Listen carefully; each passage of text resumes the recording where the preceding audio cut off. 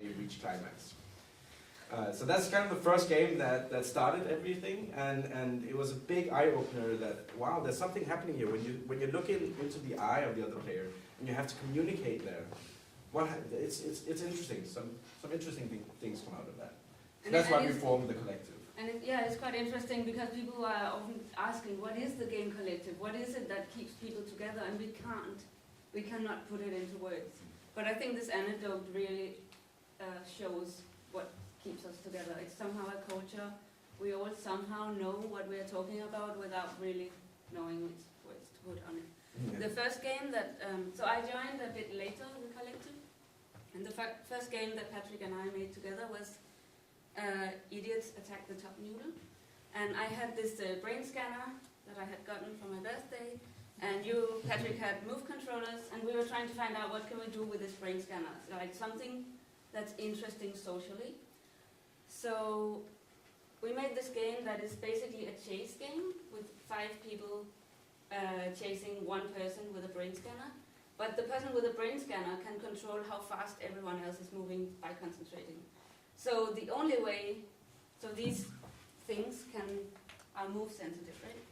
So the only way that the idiots can move is by distracting the brain's concentration, which makes an interesting social dynamics where you're trying to be maybe abusive or at least disturbing, but what is really suitable. So you're trying to kind of find what is the interesting, right level of disturbingness. And I can show you a little bit here. Next.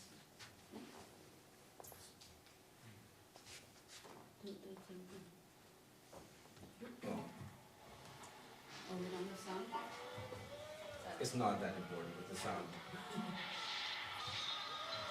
So they're trying to be distracting the brain that is concentrating. And when he's fully concentrated, then he can kill one of them. So they're really trying to ruin his concentration. Mine. Yeah, so you can see a person is dead in the background there. And yelling. So what was really interesting was that the game is a physical game where you move around like this, but actually the game is not that. The game is, again, the conversation that you have between the players. And another thing that we also have been working on, so that was like a very mentally connecting game. You somehow you connect with that person and try to ruin their concentration. Here it's more of a physically connecting.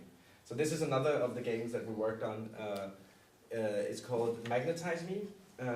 The idea is that it's a twister game meets a dancing game. So one person will have move controllers, again these move controllers all over the body, and the other people will have magnets on in a specific color. And when one of these light up in that color, then they have to connect and be magnetized. They have to magnetize each other and dance. So that gives some kind of... This is the 3-player version. Some people look pretty good in this, and some people look like idiots. And these people are really, really, really rocking it. All right. And then we went on a trip to the Maldives together with 10 game designers, and we were making games together with the local people down there. And here we're playing, so we made, that inspired us to bring the games out in the water. So we made this game where you have the move controllers, and when you step them underwater, they actually lose the Bluetooth connection with the computer. So we are playing with that as if it has lost connection 3 times, then one of these dies. And so here we are playing in the St. Marcus Square because it floods every evening. So we are playing in the public space at the St. Marcus Square. And what is interesting as well is that what Joost was talking about earlier is that games are not just what's happening inside this or the simulation or whatever you want to call it. It's also what is happening in this public sphere that we're talking about. It's kind of like a performance. When you were there, it was also at the Venice Biennale, Art Biennale. And And everyone was watching us, and we could not get anyone to play. so they were really thinking, oh my god, that's a performance piece. It's just people playing around, but it is kind of like a performance piece, so we can get inspired by that, I would say. Yeah, so we're also just a little shameless plug. We're also making a festival for play and games out in the urban space. We are gonna have some folk games. We're gonna have some games that are in the waters, pool games, and we also have now a track called Cyborg Games. It's like, Is this the first year of that? no, this is the second year. We had it last year. Yeah. And there is an open call right now, which Yeah. closes in 1 month. So if you know any games in the pool or anything that uses technology to enhance the play, please send them to us or apply for the open call. Yeah. That's it for us talking, our introduction. Yes. So we want to go into a discussion with you guys about the differences between analog games and digitally enabled physical games. Because we think there's something interesting happening here and see the pros and cons and the bridges in between. So to be able to do that, we want to play some games with you so you can feel firsthand how it is. So we want to divide you into two teams. The first play the analog game, and then another team that plays the digital game. And then you can swap, so you can like try both. These two games are, this game is called Johann Sebastian Bach. Oh yeah, introduce the games. It is, yeah, you can set it up. Yeah. It is developed by our friend Douglas Wilson, who was also a co-founder and of the collective. And this turtle game, which is called Turtle Wushu, is developed by Invisible Playground in Berlin. And this is inspired by the digital game. The digital game is inspired by various folk games and artist games. So there's like some kind of interesting loop going around with analog games, inspiring folk games, and inspiring digital games, and so on.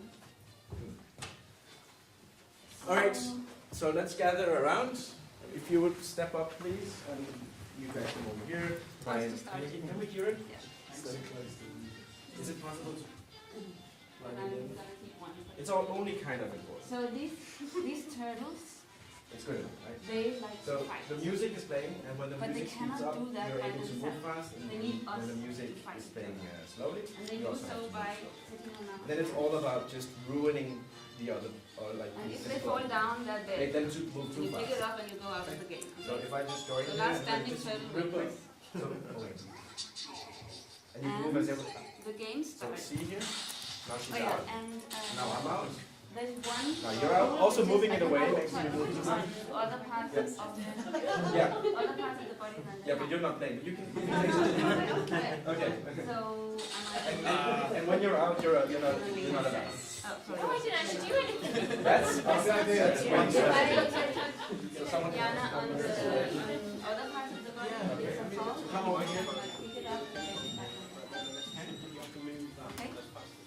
And the game starts with all the Great. turtles reading Give it each to other, someone else. and everyone moving backwards while saying Wait for our friends. Okay, now. Wushu. Okay. Turtle wushu. Oh, that was fast. You're the last. Game starts when they say Stay one more round. Okay. Stay one more round. Okay. Yes.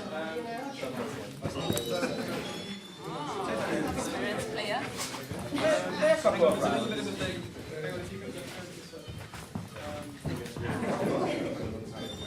Boy.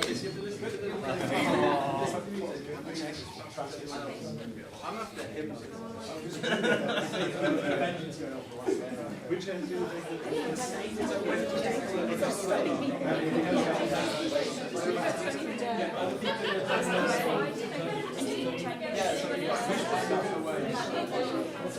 You start in here and the game starts when you're Because I saw there was, did you know if there was 1 second, 1 second. Vicious. She's a killer. Oh,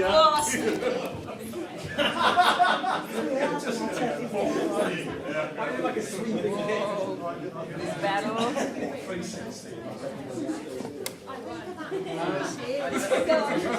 Two scorpions in the desert. Yay!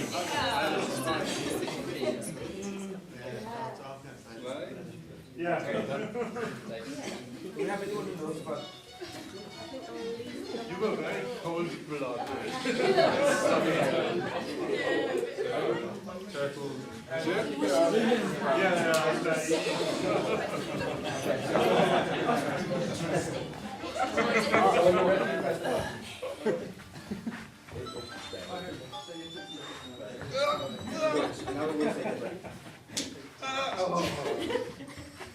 was very polite.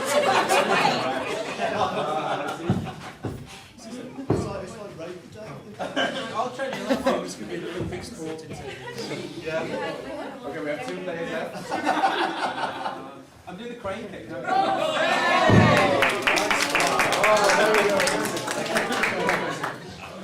Yes, the first thing I did. Anyone else wants to try? Did you try it? Can we have a Oh, we have a too big of a crowd. You just press one of the buttons. Back off. Shall I try it? I know. I played defensively, so I tried. You don't get it? No, we need everybody to enjoy it. Please count it. Oh, I thought you had sorry. Think of it like a dance. I think we're ready. Yeah, we're ready. Are you ready? Ready? I played the strike early, strike often game.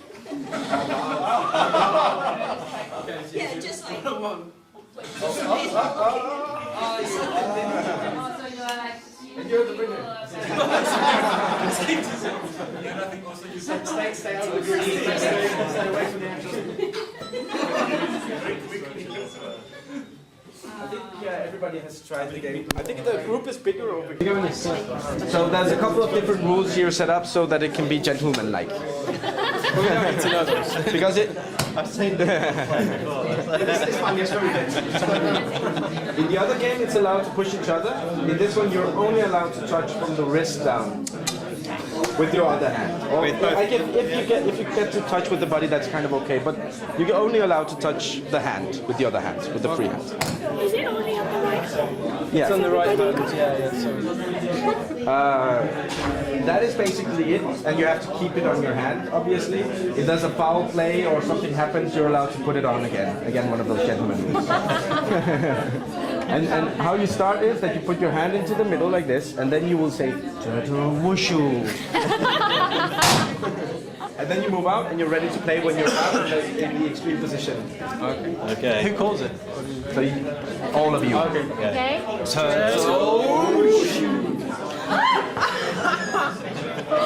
I can't play now. Oh, of course.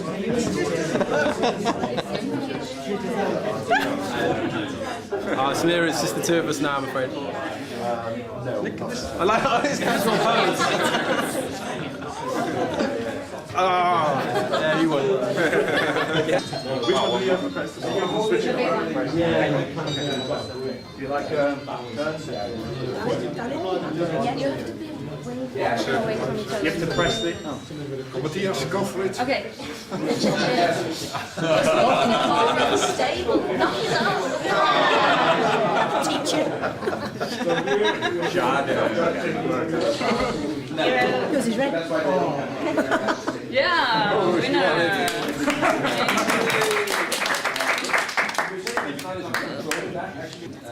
I'm curious about your experience of the two games and how it was with technology and how it was without technology.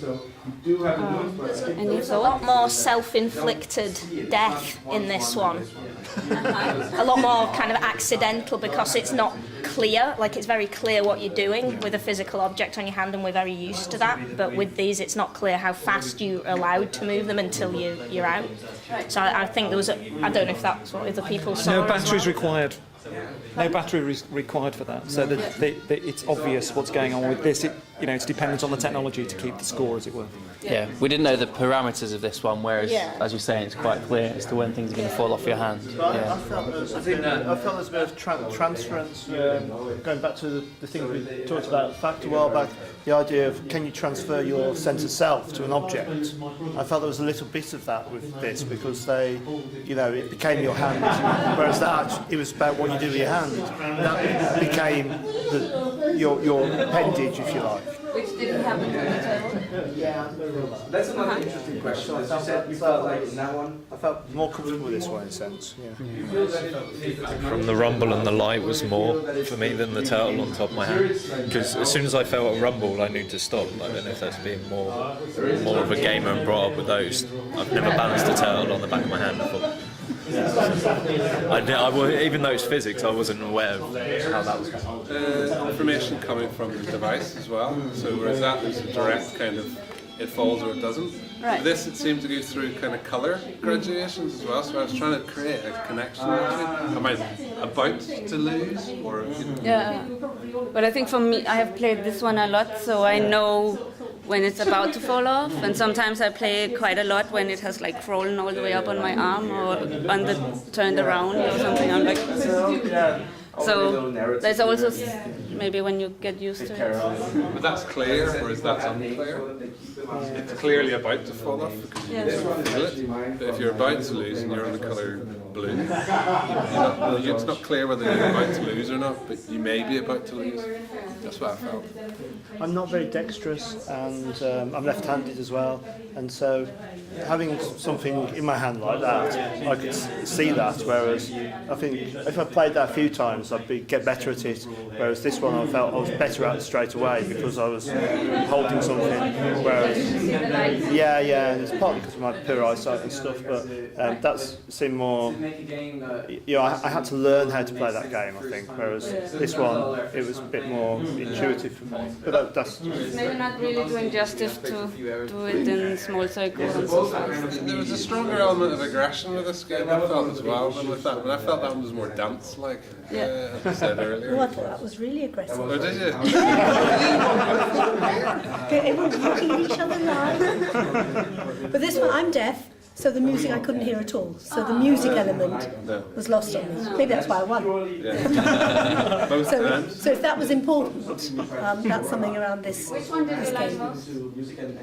I don't like either of them because I don't like games that are about trying to win and get one over on other people. And that one, I thought there could be a version that you play. How can you get all the turtles on one hand that would, without touching each other or something, some other kind of way of achieving the kind of contact and interaction, but that didn't have that component didn't have that component of competitiveness and aggression. Because I think if you'd had eye contact when you're trying to get them all on one hand, that's a very different kind of eye contact than when you have eye contact trying to get one over on the other person. I have a question to you as well. Do you sometimes experience that people form coalitions and they say everyone against him? Yes. Yeah? Yes, definitely. So they make it green. Especially one person was saying, just standing, hiding. Yeah. Like if we realize one person is having that tactic, we all usually go against that person. Right? But sometimes we play it at homes and one person is hiding in the kitchen, like having a conversation, having a beer, but having this one. So people start hiding around and pretending they're not playing, or But can I have another question about? I don't want to be too critical. It's a Playing for Change conference. How could it can just be fun? So that's okay, of course. One could also say from a more critical perspective. Well, what is it that we learn here? We learn to be aggressive, and then that's the best way to win. Really, capitalist idea: destroy the other, and then I will survive. Or not? Communist idea. Maybe, No, but I don't know your name, but I liked your idea from do you like the game or not? Is it too agonistic or not, or too? I think it's a really a lot of games are based on competition, and I think it's a very relevant question to ask whether it should be. And we look a lot into folk games in our collective, and we study games, like study the old games. And so often, I was thinking the other day, so often we discard games because it's like, it sounds fun, but it's not really a game. And we discard them, right? Which is very much the notion of what is a game and what is not a game has changed through the years. Like for 400 years ago, a game was something different than what it is today. So it was, back then, I think it was not a defining characteristics that you had to win and you had to have these quantifiable outcomes and this. I think like we play a version of these games in live role playing, but it's less binary. So you have 3 hits, for instance, and then you're out. So it's not binary at all. Like the turtle's gone, it's gone. And absolutely, the tactic to win is just to go stand in the corner, wait for everybody else to weaken each other or kill each other, and then you come in at full strength and win. But it's significantly less fun to play. So I think there's an issue here about the win condition of a game actually being at odds with the pleasure of playing it. I think that I love kind of aggressive games like that, but I'm not really in it to win necessarily. I'm in it to try and win and have fun trying to win, but whether you win or not is not really the point. So actually I would say that's what we learned from that game, is that the tactic to win is not to participate, and that's no fun. So actually we accept loss, or we accept the risk of losing in order to have fun, maybe. But I think your question is very interesting, and we should really talk about it later. I think one of the things that happens is it's quite a simplistic game, and there's only certain things you can do. But like Caroline said, and in relation to your question, is the participants start developing the rules, which is what children do when they play games, and they start changing the rules and changing the setup and design of the game and taking sort of ownership of it and empowering themselves, which is possibly related to social change, I think, with games. I think my 6 would love that turtle game, but I know what he would like to do. He'd like to do it time and time again so he gets better at it. I think there's a kind of iteration, and I think it's about dexterity. And I was thinking about like those kind of operation games, or those ones with the wire where you move over the wire. They're quite compulsive. They're not about winning. They're about getting better at keeping the turtle on your hand, if you like. So I think that was quite an interesting element. Okay, let's go on to the next project we want to show you. Well, currently we're working on another technology. Like some of the things people are talking about, why at all use technology, and we're going to go even further with that and see if this is also just a useless, ridiculous setup, or if it does give something interesting, which we think it does. Or in which way? On which way? So we have these Oculuses with us. They are virtual reality glasses. They're the big craze right now, especially in the hardcore gaming world. Everybody's talking about, wow, or all of those people are talking about, wow, now we can go into virtual worlds and just play in there and just stay in there almost. And for us, for us, that is interesting in one way. We can look and discuss about that, look at it critically and discuss it. But what we thought was, let's see if we can use it for something completely different, which is the opposite of what it was intended for. So we want to make something that is out in the open space, and so we made this portable. And the way we did that was that we have it connected to a computer as it is, but then we have portable power from the computer to it, and then we also have web cameras that. So actually, what it does is that if you put it the same place as your head here, then you just see through the camera, exactly like your eyes would. Almost.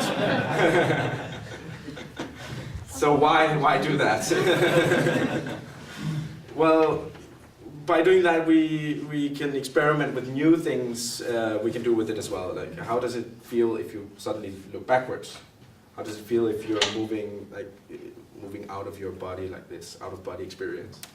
Or if you have the camera on your knee, or on the back, or on the foot or the hip. So suddenly seeing through different parts of your body.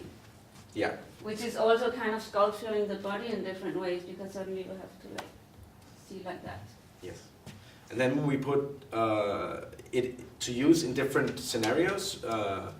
We've designed a couple of games, and one of them is again a folk game that we want to play with all of you. We've never tried that before. We've played it. It's a two-player game. It's called Listelanse, which is a Danish folk game, and it translates into Sneaky Lands, which is a play on words, which sounds a tiny bit dirty in Danish, but the idea it is. Yes.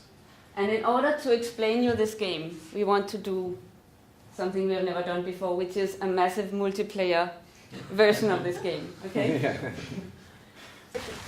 Okay, so the rules are move in slow motion.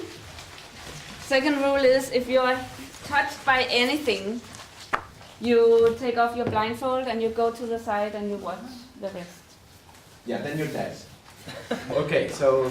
Okay, let's. Okay, wait. You guys pre-started. Okay.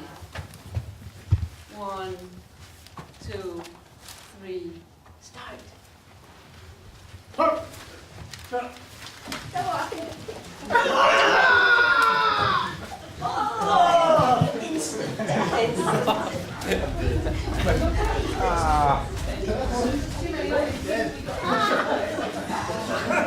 move to the side so we are not in the way. Remember that sound. Remember to die.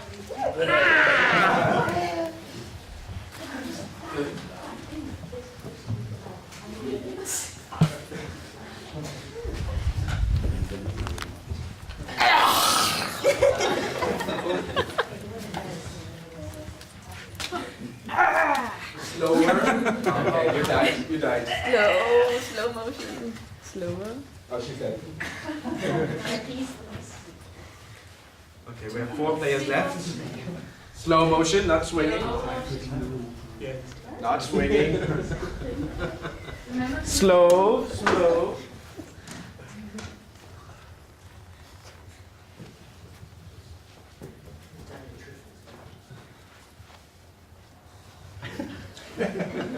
Doing good.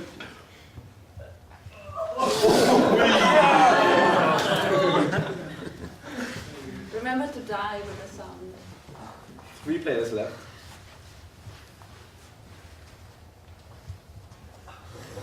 Ah!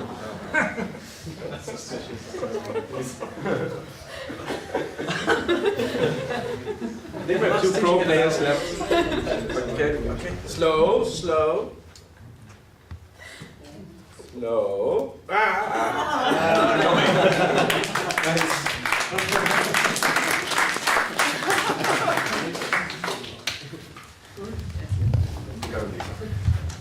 Oh, cool. So, yeah, totally pro play there. Good strategy. And I think the long stick in the end wins. Oh, wait, you won? No. No, oh, it was the I was strategy. playing at a different dimension. Yeah. It's 3D, get low. But I think he was getting there. Like he moved more down for some reason. Did you feel cool while playing it? As cool as you can wearing a yellow blindfold. Yeah, because you didn't look cool. I was listening for the sounds of the balloons, see if anybody else was stumbling into them. Yeah. Then I'd hit them with this, and then it's like, and so I was trying to do it with listening. Yeah, that's partly how you played as well. Yeah. Usually when we played in a party setting where there's a lot of chairs and people bumping into things. Then you can hear it, and it's only one as well, like one-on-one. Okay, so we're gonna play the same game, but in the 2-player version, and then we want to show one version of it we have, and then we together with you guys want to develop it and find new iterations for it. Figure out what can we add, how can we add more limitations to it or enhancements to it so it plays differently. Yeah, you're almost like blindfolded, but you can still see. You can put the camera directly where the head is, and then you see the same as a normal person would. It's a little bit with delay and a little bit like zoomed in, so it feels awkward, but you can see. You can also put the camera different places in the body. On the other person's head? On the other person. Yeah, well then you have to be connected to each other, and it makes it hard to play against each other. But yeah, you could do that. Second person. First person, second person. So, and there's different, like there could be different goals of the game as well. Figure out, and we'll take the best or whatever we feel fits best rule and put that in the first iteration of the game. So, how could you enhance it? What do you think, or how could you change it? You were tempted to give the webcam to the other person, so you saw what they wanted you to see. Oh, so you could just move around, yeah. So you only have the webcam for the other person, so it doesn't to find the other person. Or that you have teams, but the other person's your other team members hold the webcam for the other person. Cool, teams, yeah. I just think the camera's got to be facing backwards. Yeah, it is. I mean, with the camera angle, It's kind of, everything's backwards. yeah. Well, you could just still have to go with it. Yeah. There could also be more people involved. So you can have, yeah, like we played massive multiplayer. So you could also have scouts out. Yeah, or people who, or people who can see. You could just stand in the way. People also play as a team. So one of you is looking, the other one is leading the camera. So somehow they have to play together. Oh yeah, so you have one who, you're not allowed to talk, but you have one. That's kind of a little bit what we're talking. Basically one is the eyes. Yeah. And then move, and then showing, look over there. Can you add effects or delays or anything to the camera? We have one setup that is that we can turn it on and off, so that it's only like, right now the setup is 8 seconds of darkness and then 2 seconds where you can see. Right, because it might be quite fun if you were seeing it with a 5-second delay on what you actually saw. Oh yeah, that as well, yeah. We would predict where they were. Yeah. Experiments before for similar setup where they changed the eye separation. Oh, sorry, you guys can... Because it was to do with sticking cameras on the outsides of helicopters. So pilots need a 3D view to be able to judge distance. But can they learn to judge distance when their eye separation has been changed? And we had it set up so one person would be sat on a computer and they could tweak it. And you were sat there with it on and it felt really horrible. If people just started effectively pulling your eyes apart and closing them again. It makes you feel quite odd. The idea was it was supposed to be set at a thing and see if people could judge depth, but it was more fun to play with people. I was just going to say, it's like the player's team hurls balloons at the opposite player, and every time you hit them, they go dark for 2 seconds. Nice. Yeah. Sort of jousting. Yeah. Why stop balloons? Why not have hurl bricks? It's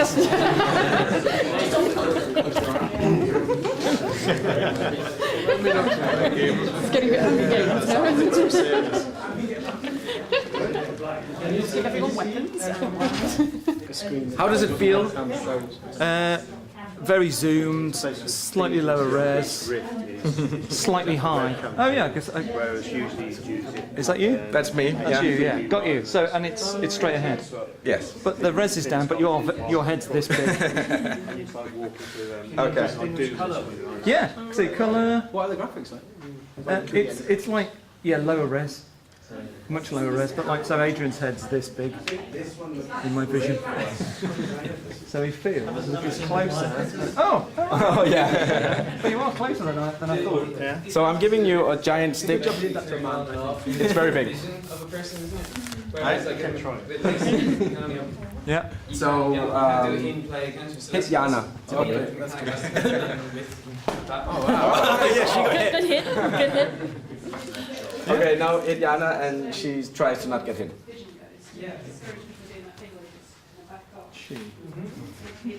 I'm here. Yeah? Oh, there you are. Yeah. Oh, but you're moving. Yeah, I'm trying to put it It works. So where did you say you could put the camera? Facing backwards is my idea. From the waist. From the waist? I can put it in his back pocket here. I'm literally seeing out of my own ass. You're seeing out of your ass. Just like it works. Now anything I think is funny. Now here. Yeah. Yeah, alright. Not bad. Oh no, it's my behind, isn't it? What am I doing? I keep twisting my head. Oh, there she is.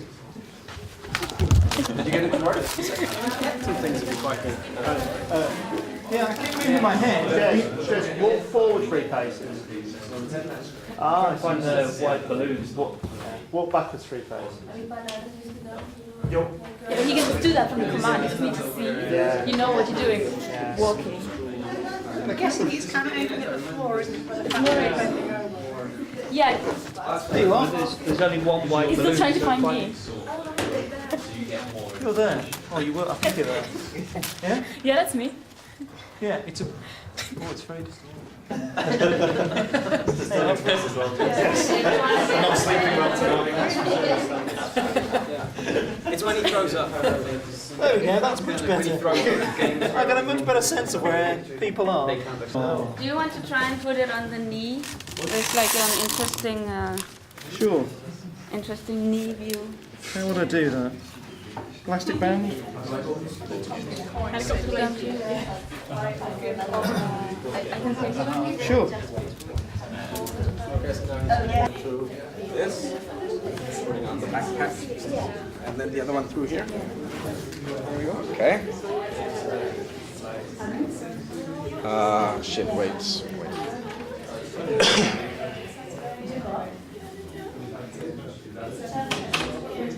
You look very silly with that mask on. No. So you just have to move your knee around. I say it's pointing down there. Yeah, it is. That's the point. Okay. There we go. Okay, wait, give him a stick. Who has a stick? Here. You both have sticks? Oh, that's my foot. I can see this. Move a little bit back. Okay, now you can see your own foot. Yeah, exactly. Right. Okay, yeah, let's play. Okay, and try. Play around.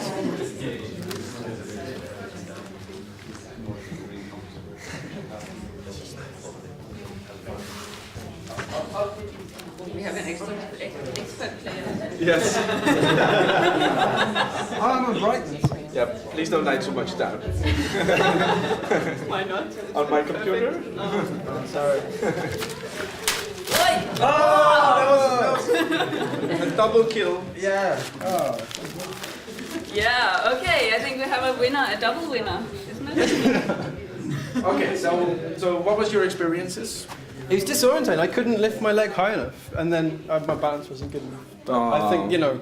So we clearly had a better player over here. Oh, so that's where his skill was. I learned to kneel to turn my leg into a steady cam for the camera so that I could control it better, so I could guess where you were. Start with taking 2 steps away from each other. Yeah, 2 steps forward, always forward. And then you can do whatever you want with your 3rd step. And rotate. Okay, so Sam, you start? Yep. Good. And the 3rd? And I rotate the camera. So, 2. And the 3rd?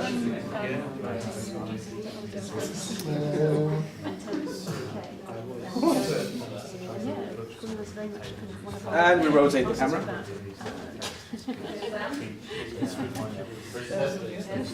Two steps forward or one? No, No, not anymore. Any direction.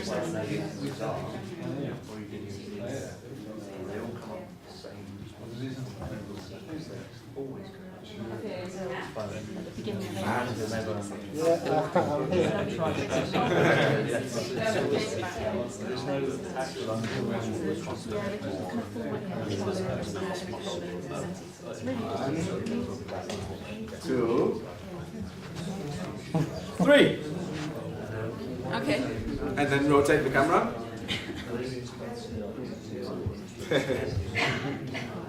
Okay.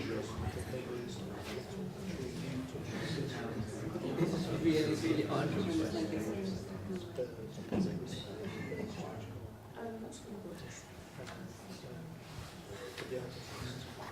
Sam, please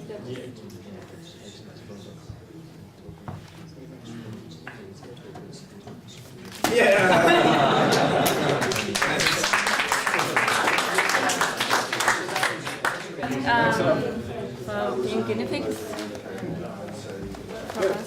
Good. Yeah. Thanks.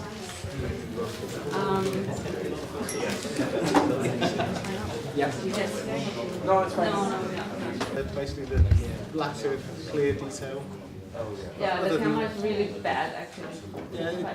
Is that? I mean, is that something that is changeable, or is that something just because this is this a camera that comes with the glasses? Or? No. It's just a bad camera. You spent how much on that? Yeah. We have the most expensive virtual reality glasses and then a crappy camera. Yeah. It's just sort of very strange. It takes you a little while to relearn which way up you are. So when you're playing the original game, you're actually limiting the view as well, basically to blindness. Here we're limiting it as well, but not to blindness, but to near blindness. I would say. But just with magnification, even if it was just magnification, then that is weird. Yeah. You know, really, really strange. So if it was just doing a game where everything was magnified and you were much nearer to everything than you thought you were, that would be pretty strange. Yeah. It was closest to normal, it was harder.